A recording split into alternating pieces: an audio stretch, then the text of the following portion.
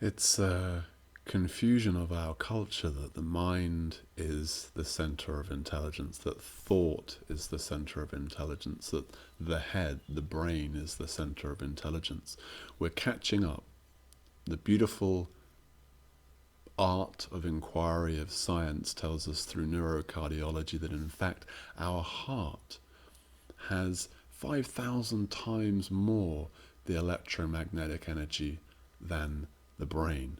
There is more information flowing from the heart to the brain than from the brain to the heart. There is brain, there is neural network, there is brain by any definition in the heart, in the solar plexus, in the gut. What all this tells us, what all this suggests, surely, is what we can feel and know and intuit with our heart. But what all this allows the mind itself to see is that the mind itself is not the center of intelligence. We've been mistaken. To put it another way, by reason itself, we have come to see the limits of reason. So, with this in mind, we might be wise to pay a little less attention to what the mind is saying, and a little more attention, or how about a whole lot more attention, to what is being felt, to what is being known, to what is being felt in the heart. Recently I made an error. I went with the mind. I went with a very well-reasoned plan that involved me going back to a way of making a living that I've left behind.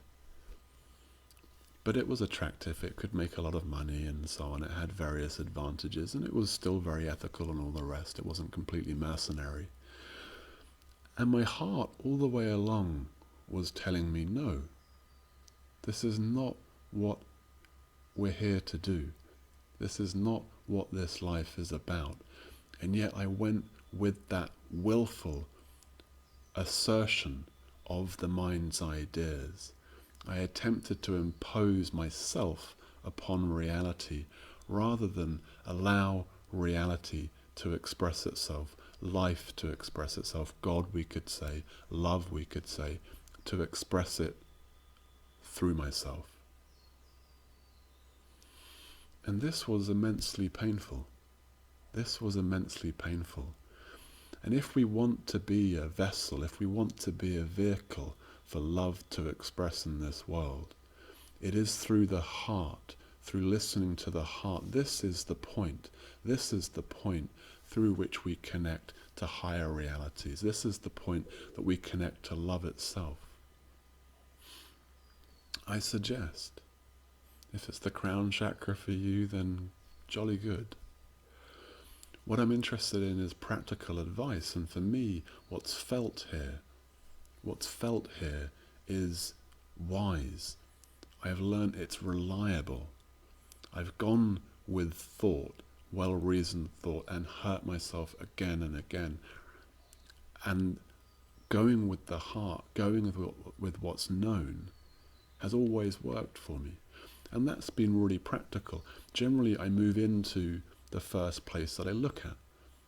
That's happened perhaps a dozen times throughout my life. I may have checked the second or third house that I was viewing or apartment that I was viewing in order for the mind to be satisfied, and yet would go with that first one.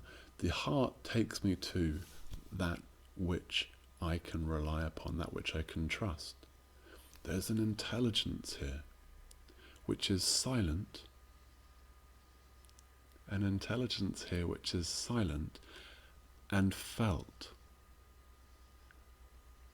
As a culture, we've been taught not to feel, especially men. We've been taught not to feel.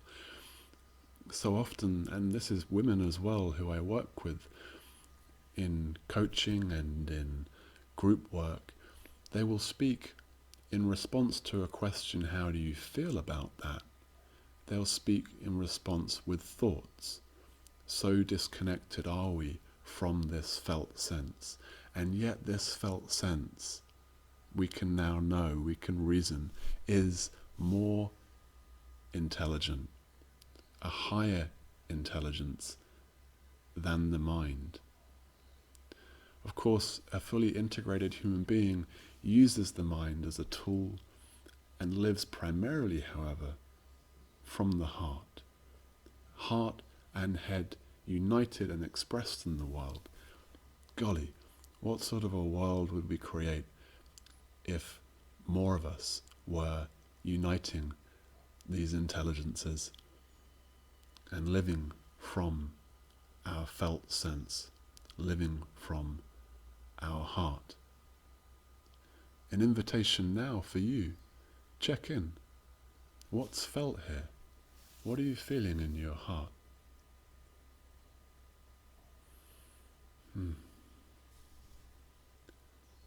Thank you.